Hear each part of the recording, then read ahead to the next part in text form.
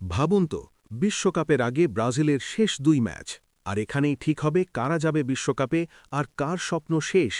France ও ক্রোয়েশিয়ার বিপক্ষে দুটি হাই ভোল্টেজ ফ্রেন্ডলি ম্যাচের জন্য খুব শিগগিরই স্কোয়াড ঘোষণা করতে যাচ্ছে ব্রাজিল, আর এই স্কোয়াডকে ঘিরেই এখন তুমুল উত্তেজনা। কোচ কার্লো আনচেলত্তি জানিয়েছেন, বাছাই পর্ব না থাকায় শক্তিশালী প্রতিপক্ষের বিপক্ষে খেলেই তিনি বিশ্বকাপের সেরা দল গঠন করতে চান।